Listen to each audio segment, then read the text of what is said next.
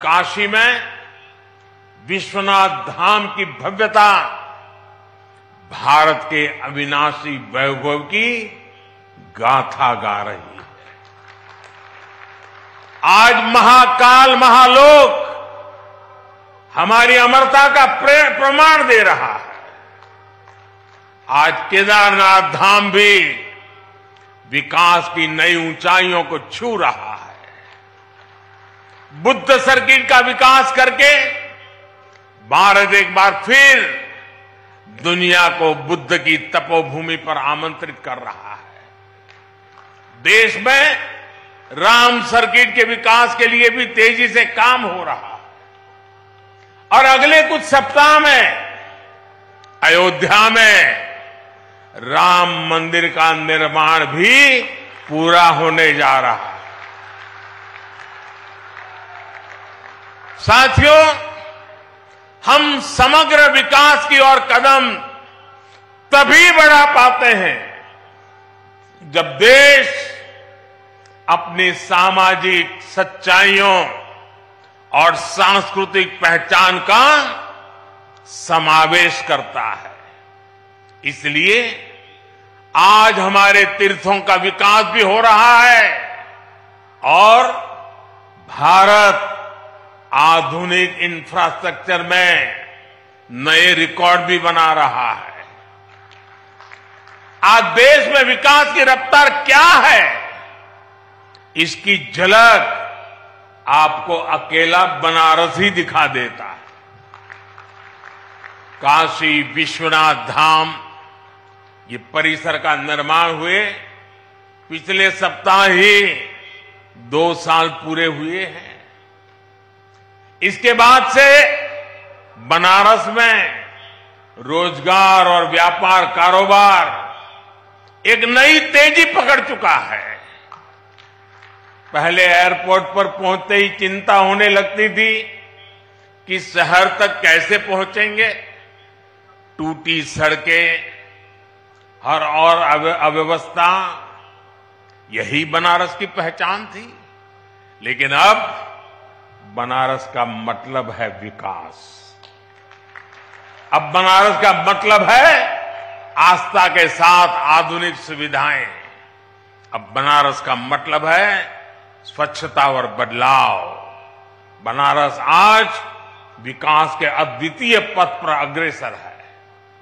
वाराणसी में कनेक्टिविटी बढ़ाने के लिए पिछले लगभग 9 सालों में ऐतिहासिक कार्य हुए हैं। वाराणसी से सभी शहरों को जोड़ने वाली सड़कें या तो 4 लेन की हो गई हैं या फिर 6 लेन की बना दी गई है। पूरी तरह नई रिंग रोड भी बनाई गई है। वाराणसी में नई सड़कों का जाल बिछाया जा रहा है। पुराने के साथ ही नए क्षेत्रों को भी विकसित किया जा रहा है। बनारस में रेलवे स्टेशनों का विकास हो, बनारस से नई नई ट्रेनों की शुरुआत हो, डेडिकेटेड फ्रेट कॉरिडोर का काम हो, एयरपोर्ट पर सुविधाओं का विस्तार हो, गंगा जी पर घाटों का पुनर्निर्माण हो, गंगा में क्रूज चलाना हो, बनारस में आधुनिक अस्पतालों का निर्माण हो, नई और आधुनिक डेयरी की स्थापना हो, गंगा किनारे किसानों को प्राकृतिक खेती के लिए मदद हो। हमारी सरकार यहां के विकास में कोई कोर कसर बाकी नहीं छोड़ रही। बनारस के युवाओं के कौशल विकास के लिए यहां ट्रेनिंग संस्थान भी खोले गए। सांसद रोजगार मेले के माध्यम से भी हजारों युवाओं को रोजगार मिला है। भाइयों और बहनों, इस आधुनिक विकास का जिक्र मैं यहां इसलिए कर रहा हूं क्योंकि हमारी आध्यात्मिक यात्राओं में सबसे बड़ी परेशानी इंफ्रास्ट्रक्चर के अभाव की भी होती है। जैसे कि बनारस आने वाले यात्री शहर से बाहर बने ईश्वर मंदिर में जरूर जाना चाहेंगे, लेकिन अगर उनके लिए आज जैसी सड़कें न होती तो चाहकर भी अपनी इच्छा पूरी नहीं कर सकते थे। लेकिन अब स्वर्वेद मंदिर बनारस आने वाले श्रद्धालुओं के लिए एक प्रमुख स्थान बनकर उभरेगा। इससे आसपास के सभी गांवों में व्यवसाय और रोजगार के अवसर बनेंगे, लोगों की उन्नति के रास्ते खुलेंगे। मेरे परिवारजनों, विहंगम योग संस्थान जितने हमारे आत्मिक कल्याण के लिए समर्पित है, उतना ही समाज की सेवा के लिए भी सक्रिय रहा। यही सदाफल देव जी जैसे महर्षि की परंपरा भी है। सदाफल देव जी योगनिष्ठ संत होने के साथ ही आजादी की लड़ाई लड़ने वाले स्वतंत्रता संग्राम सेनानी भी थे।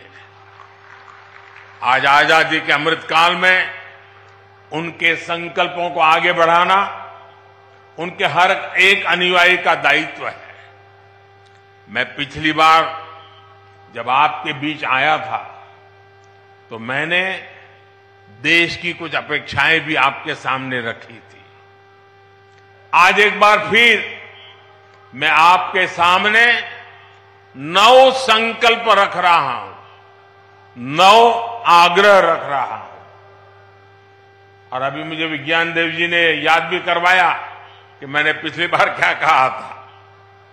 मेरा पहला आग्रह है, पानी की बूंद बूंद बचाइए और जल संरक्षण के लिए ज्यादा से ज्यादा लोगों को जागरूक करिए। दूसरा, गांव-गांव जाकर लोगों को डिजिटल लेन देन के प्रति जागरूक करिए, ऑनलाइन पेमेंट सिखाइए। तीसरा, अपने गांव, अपने मोहल्ले, अपने शहर को स्वच्छता में नंबर 1 बनाने के लिए काम करिए। चौथा, जितना हो सके आप लोकल को, स्थानीय प्रोडक्ट को प्रमोट कीजिए, मेड इन इंडिया प्रोडक्ट्स का ही इस्तेमाल करिए।